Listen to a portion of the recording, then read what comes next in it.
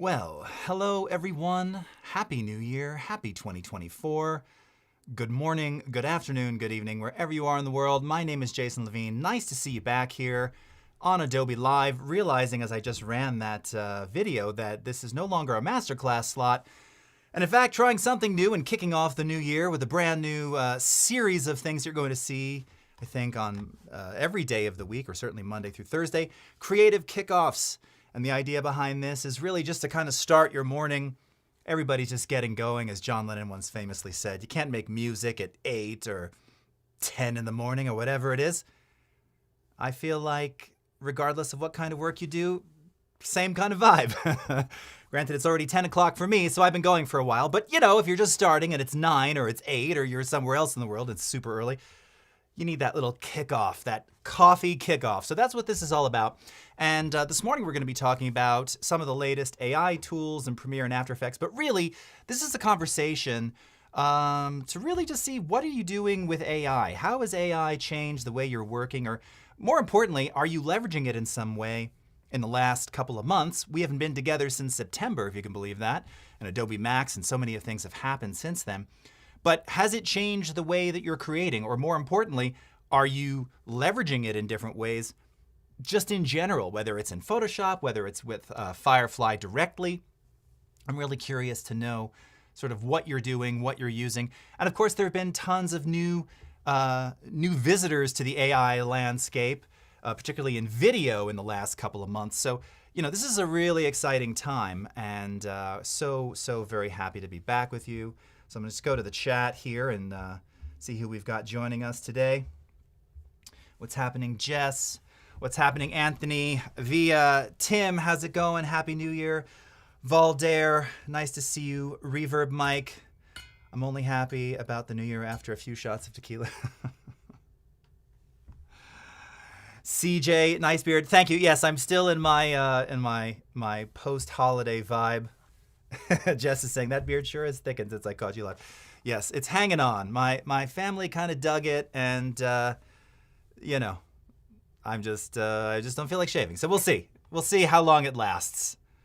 Got some pro, some con. Some people are very honest about their dislike of it, by the way. Kevin, how's it going? Hugh, what's up? Frank, Jan Teller, nice to see you. PJ Gaudier, very nice to see you as well. How's it going? All right, everyone. So let's, again, we're here for the next 25 minutes or so. And I kind of want to just get into a few things real quickly. Oh, I see we've got Rufus is joining us as well. What's up, Ruf? Nice to see you as well. And Gala Gautier, how's it going? Okay, so I wanted to sort of go into a little bit of Premiere, a little bit of After Effects, not to demo for you. So that's not what this Creative Kickoff is going to be. You can watch that all week long. I don't need to be demoing for you at 9 a.m. It's more about how is this affecting and what is it changing in the way that you're working. All right, now in the last couple of months, we've introduced Enhance Audio in Premiere Pro. That's probably one of the biggest AI flavored additions that's come to Premiere in the last year. Enhance Audio because it is also podcast, Adobe Podcast. And we've shown that here on the stream, podcast.adobe.com. If you haven't checked it out, it's a free resource that really works magic on voice recordings, primarily for video. I've seen some people asking a lot like, well, how would it do for vocals? And, with so much AI in the news, if you haven't been aware of, we haven't talked since the Beatles' Now and Then came out. What? Major milestone in the world of AI. This is not specifically for that. Okay, so this isn't going to separate out your, John Lennon's voice from a crummy upright piano recording made on a microcassette. However, it can take isolated voices that were recorded poorly or just sound really terrible and ultimately make them sound that much better. And now you can do this inside of the Premiere Pro beta. So I just wanted to kind of showcase that to you real quickly. Ellie Louise, the robots control my brain. Nice to see you. So let's just take a quick look at that, and then we'll bounce over to After Effects, and then we're going to kind of keep the train rolling. But I just wanted to kind of showcase this if you haven't seen it already. Reemphasize again, this is in the Premiere Pro beta. So bear with me one sec as I switch my screens about. Oh, and I'm just going to make a quick adjustment here. It's so funny. I rewired so many things in the studio over the last couple of months. Oh, and you get to see me in the pool. Sure, why not? First shot of the day. But that's not what we're here to talk about. What we're here to talk about is enhance audio. And what you're going to find is that now in the Essential Sound panel in the Premiere Pro Beta, which I want to emphasize again, if you don't have the Premiere Pro Beta, if you're a Creative Cloud member already, of course, you can just go to the Creative Cloud desktop app. You can download the Premiere Pro Beta. This can run simultaneously side by side with the release version of Premiere. First question, of course, is when is Enhanced Speech coming to the regular release version? Soon. We're still tweaking. Here's the amazing thing about this, though, and partly why this may be taking a little bit longer, is that this is running on device. So unlike podcast.adobe.com today, which is, of course, processing in the cloud, Enhanced Speech in Premiere Beta is running natively on device. So you don't need cloud connectivity to send your files up there to return the data. It's all happening on device here, and it happens, fairly expeditiously, fairly quickly. And much like the spirit of Essential Sound, it's basically a mix slider. So it's sort of at this point, how much of the enhancement do you want? Now, in the process of doing that, of course, it's analyzing that original voice. It's looking at specifically noise. So background noise, noises in the background, and it's really good with removing hums and hisses and buzzes and, environmental reflection and ambience if you're trying to clean things up and just make it a little more studio sounding. So this is really worth checking out, just to kind of show you very quickly how this all works. Let me play a couple seconds of this. Okay, so this is a test to see how well Enhance does with extreme background noise. All right. So let's go ahead and turn on Enhance here. Let it do its thing. Now, I think I actually already enhanced this, so it may not have, I've done it all beforehand, so it doesn't have to recache it. This is going to take a few seconds to do normally. So, and you'll see it, currently I have this at about, let's say 88%. I'll never quite understand our, why is this like 1 to 10 as opposed to just a percentage? I don't know. I should probably argue that with the team, but whatever works. Let's take a quick listen. Okay, so this is a test to see how well Enhance does. And you can hear there's still a little bit of that, of the waterfall behind me. Now, if I back it off, here's the amazing thing about this, though. It doesn't have to re-analyze and re-enhance. With extreme background noise, keeping in mind that I'm trying to talk right into the camera. You can, in fact, drag the slider much like you can with Dynamics and other sliders in Essential Sound and affect the enhancement in real time, whatever sort of works for you. So, dialing in and finding the right amount is key. Now, I'm using an extreme example here, obviously. But we've got a waterfall behind us, and it's super noisy. Now, one of the things that I like to point out about this, as you may have just heard, is for non-vocal sounds, this can be weird. You can get some weird results at times. You can get some kind of gurgly, sort of weird, alien sighting in Miami sort of sounds. But play around with the slider. See what it can do. This is obviously an extreme example. And to be honest, when I found the sweet spot for me with this example was about 4, 5, or 40, 50% of the mix amount. There's a little bit of the waterfall. That's fine. I'm in the water. It's moving. It feels weird if it's totally dry. And just case in point here. Now it may be slightly artifacted, but let's go back to the beginning here. I'm going to go back to my screen and just showcase this here. Okay. So you just, all right, again, I'm not gonna sugarcoat it for you. Those opening sounds, which are just waterfall, that's horrifying. Okay. Will AI replace us? No, not with that. Okay, so this is a test to see how well Enhance does with extreme background noise. I mean, it's kind of amazing considering how intense. Keeping in mind that I'm trying to talk right into the camera. All right, and if we go to like 4.5%. But we've got a waterfall behind us, and it's super noisy. Let's see. So this may be 88.2%, whatever. You get the idea. So play around with this, check it out. I could tell you this too. When your examples are not as extreme, but you just have maybe a very thin sounding audio recording, you used a lav, it wasn't positioned properly, it's off axis, or maybe it's a matter of distance. We've talked about that a lot on stream here, using this AI technology to do something that was absolutely impossible and unimaginable before this concept of machine learning models, of removing the space, removing the distance. This enhanced audio, it's shockingly amazing at what it can do. And we're still working on it. It's still in beta. So you may find times that the results change. You can still check out podcast.adobe.com. Sometimes those results sound a little bit differently. We're doing some things a little bit differently on device versus in the cloud. All that to say, check it out. How does it compare? I've talked about this before, to something like Resolve's voice ISO or just the traditional noise reduction algorithms. I mean, it's a totally different sort of output. The artifacting is also different. Again, with something that's just noisy, not like constant gurgling water, you have different types of artifacts, but they're not going to be the same types of artifacts potentially that you may have with something like a denoise algorithm. In general, actually, they're quite sonically, they're not an issue. I mean, especially in the context of if you've got underscore or background music or other things going, and you're just trying to clean up this voice, it can do a shockingly amazing job. And if you go back and you watch the Max keynote, where my colleague Dacia showed this off, it's super impressive. So check it out. Is it going to solve every problem? No. Is it the be-all, end-all of all things? Maybe, no. Will it replace us? Well, there was nothing that was doing this before. You had plugins to do noise reduction, so not replacing anybody. It's just getting you there a little bit faster. So this is the kind of AI that I really love, which is, again, the enhancement. Case in point, Now and Then, John Lennon, crummy recording.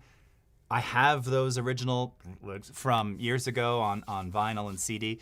And, it's like this very loud piano. It's very distorted. Now, what Peter Jackson's able to do is isolate the different sounds, but then clean them up and make them bigger and obviously not just a little thin sounding mini cassette, 1/8 millimeter microphone version, but somehow make it sound like it's on a Neumann microphone.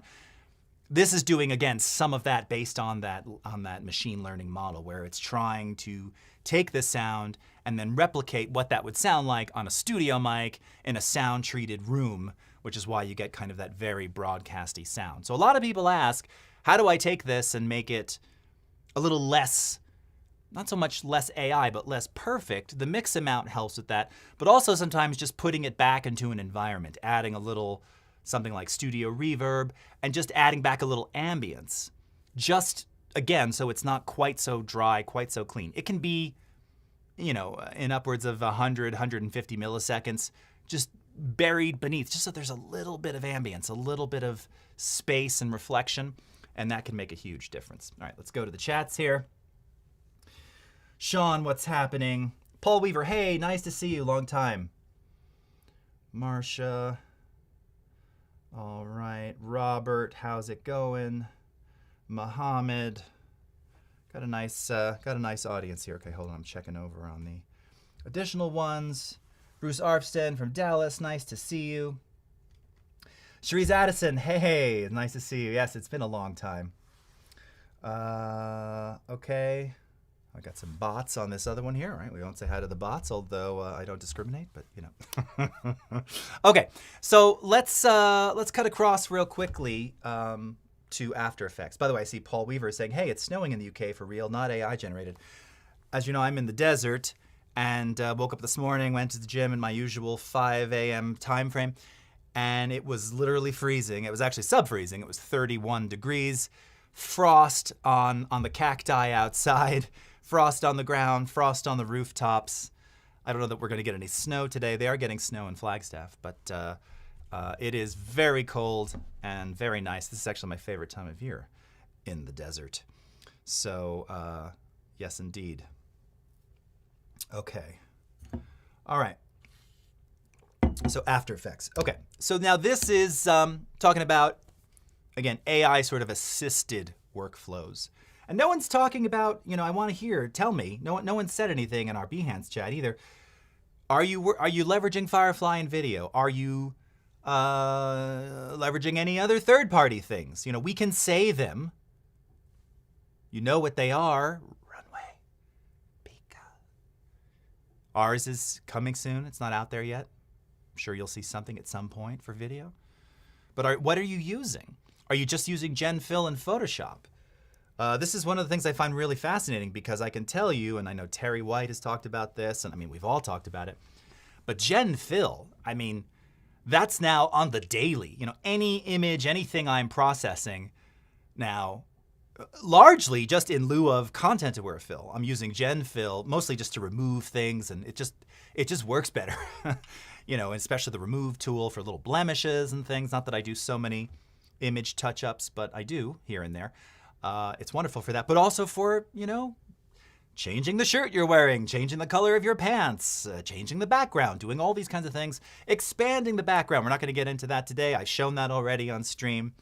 But, you know, there's so many possibilities. So let me know, you know, what you're working on. Reverb Mike is saying content-aware fill is still mainly a smudge. Very, very fun. All right. Haven't missed a beat, dude. Haven't missed a beat. Haven't seen you in 4 or 5 months. It's great to be back. Okay. So Roto Brush. So for anyone who's used or is not familiar, the Roto Brush has been in After Effects for quite some time. We now have the, I think the official name of the newest one is the Enhanced Roto Brush, and specifically version 3. Trois. Not 1, not 2. Do you even have access? Oh, we do. Look, I love that. I don't know why you'd ever want to go to Roto 1.0. Roto 2, yeah, it was good. Roto 3. So what's the major difference here? Well, again, it is AI driven. The main differences are going to be in speed and in propagation in terms of once you create your mask, how many corrections and things are required and how quickly does it propagate all the additional frames forward and backward so that you get the perfect cutout. And what you're going to find, and I believe the communicated stat, I'm not even sure if it's the communicated, it's faster. You know, I'm not even going to give you a percentage. It's faster. And if you used Roto Brush before, you're going to notice it's noticeably quicker, all right? So just real quick for those who've never worked with it before, again, the idea here being that in this case, we have this video of me and I want to cut myself out because maybe I'm going to replace the background or maybe I'm going to put myself into a widescreen environment. Now, I've done that by expanding this background as well, which is actually pretty cool. We did that on another stream. But just in general, to cut something out and isolate the foreground from the background, Roto makes it pretty simple. So here's our Roto Brush tool. Okay, you're going to double click into the layer to bring you into the layer comp over here. And then I'm simply going to, you know, make a stroke, I should say, of the areas that I want it to isolate. Okay, now I've got a little too much over here, so I'm just click Option. Let's erase that. And we want it to, you know, keep the cutouts of my arms there. Didn't quite get all of it there. All right, and this too. Did it get everything else? Oh, I didn't quite get my arm right there. All right. So this is, we haven't done a pass yet. I'm just telling it the areas that I want it to isolate. It already got the space between my legs at the bottom there. Don't need to zoom into that, but this will kind of give you a decent idea. Okay. And then I'm simply going to hit play. Now I think the audio is going to be coming through here. Here, I'm going to just disable the preview. All right. And I'm going to start propagating those frames. And again, if you used this before, you have a pretty good idea of how this works. Case in point, this is now propagating all those frames. So as I'm moving, it's analyzing my movement. Oh, and shoot, you know what? Did I cut out the space between my hands? I didn't mean, I wanted that to be present, actually. I don't want it to leave a hole there. That's fine, we can go back and fix that. But I just want to show you very quickly what we've done. So if I go into the alpha view here, nice job. All right, I missed that, okay? It's perfect, so I have a hole between my hands. But just very quickly, you know, even if you look at my hair, now by the way, this is with no additional, we haven't done any sort of, edge refinement or anything, I mean, it's a pretty decent roto. Even the edges where we made the selections between my arms. So again, it's a little bit faster. It's a little bit more accurate. As I mentioned, we would now come in here and we would fix this area because this is supposed to be included. So we want that. And then I could, again, I have the option here to, I can go backwards in time and have it repropagate and fix those frames, or have it go forwards in time and again, propagate from there moving forward. And it should learn the correction that I just made, which it did. So you can see now this is all part of the roto now, okay? So again, it's a little bit faster, it's a little bit more accurate. Ideally, you'll find yourself probably making fewer corrections over time. And this is just one more extension of leveraging AI for good to really just speed up the process of something that you're probably already doing and spending an enormous amount of time doing, no less. As I'm propagating and zooming, I'm finding the limitations of my machine here. But again, this is pretty awesome. And the fact that I can get a pretty decent roto. I mean, just look at the mask right here. It's looking pretty solid, even around my hair, which was not crazy wild, but the edges they're good. This is really good stuff, all right? So if you haven't checked out the new enhanced Roto Brush, I highly recommend checking it out. Julie Zeller, Jason is like Weird Al Yankovic, but is teaching us all AI, and I am more likely to tune into Jason.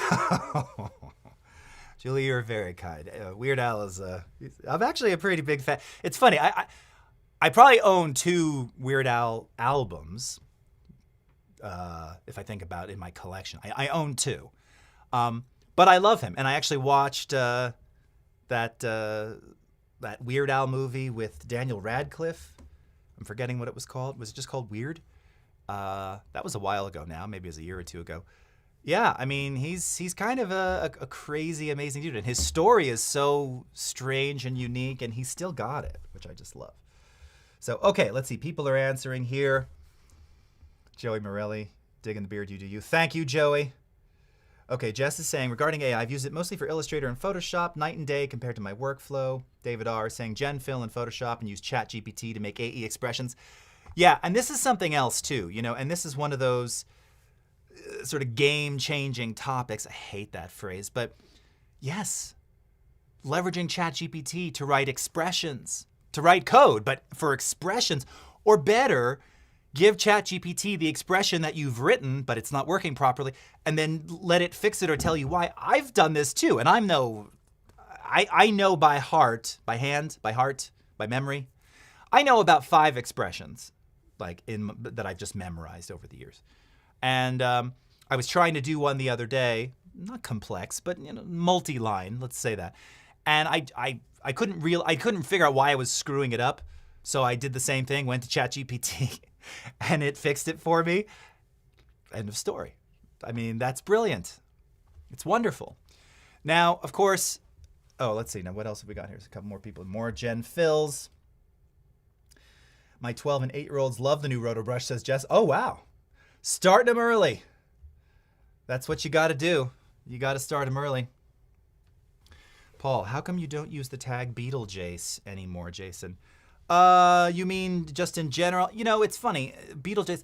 So that, I've said on stream before, by the way, we've got 1 more minute.